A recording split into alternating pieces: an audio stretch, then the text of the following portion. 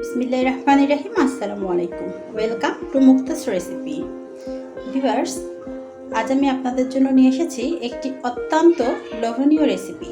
ভর্তা তো আমরা অনেকেই পছন্দ করি, কিন্তু এমন একটা ভর্তা আজ আমি নিয়ে এসেছি যা দেখলে বিশেষ করে মেয়েরা, এমনকি ছেলেরাও জিভে জল চলে আসবে, জিভে পানি আসতে বাধ্য। তা চলুন ভিউয়ার্স, শুরু করা যাক। তা এর জন্য আমি ফার্স্টে আমার উপকরণ লাগবে তা হচ্ছে এখানে ধনিয়া পাতা এবং কাঁচামরিচ। এগুলো আমি আগে ফার্স্টে স্লাইস করে নেব। তো আমি এখন এই ধনিয়া পাতাগুলা সুন্দরভাবে একদম মিহি করে স্লাইস করে নেব।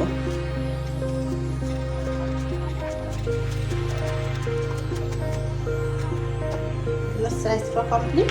এবার আমি দুটো কাঁচামরিচ নেব। আর কাঁচা ঝালটা আপনাদের উপর ডিপেন্ড করে, কম বেশি আপনারা নিতে পারেন। আমি কম খাই তাই একটু কম নিলাম। একদম পাতলা পাতলা করে আমি স্লাইস করে নিচ্ছি, আপনারা দেখতেই পাচ্ছেন স্ক্রিনে।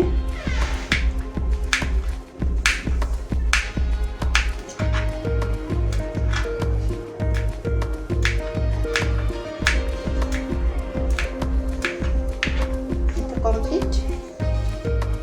এখন আমার যে মূল উপকরণ, যেটা দিয়ে আমি ভর্তা করব, সেটা হচ্ছে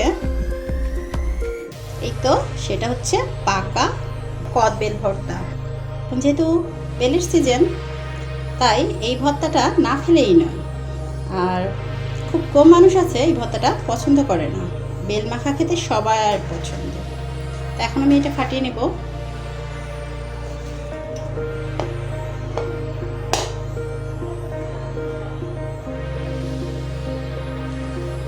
তো ফাটানো কমপ্লিট।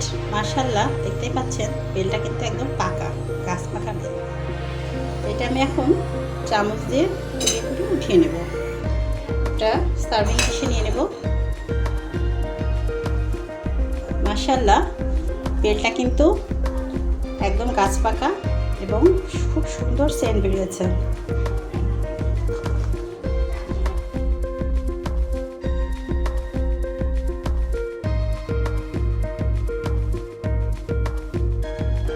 রসুন বাটা 1/4 টিস্পুন এবং এখানে নিয়েছি আমি সরিষা বাটা। সরিষা বাটা রয়েছে 1/2 চা চামচ। এটা আমি সাথে দিয়ে দেবো।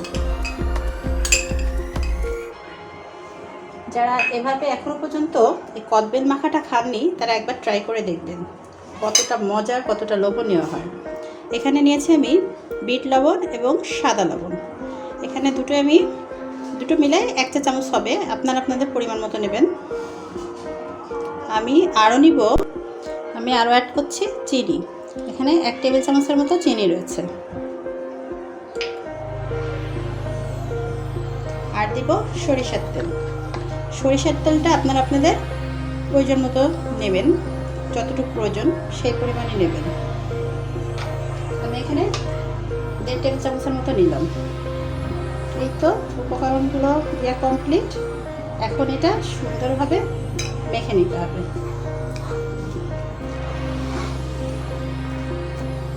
কার কার জিভে জল আসছে এই মাখাটা দেখে? আমার তো চলে আসছে, তর্স হচ্ছে না। এক্ষেত্রে হাত ইউজ করতে হবে, এখানে চামচ ইউজ করলে হবে না ভিউয়ার্স।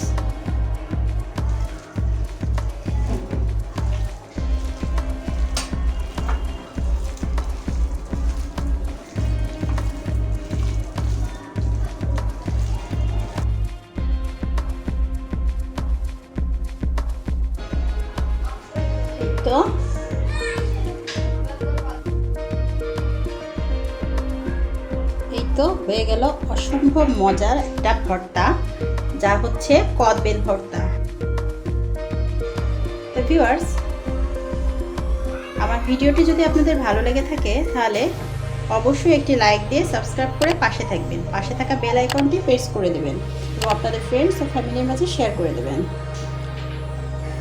তো ভিউয়ার্স, আজ পর্যন্তই। সবাই ভালো থাকবেন, সুস্থ থাকবেন। আবার দেখা হবে পরবর্তী কোনো মজাদার রেসিপি নিয়ে। পর্যন্তই, আল্লাহ হাফেজ।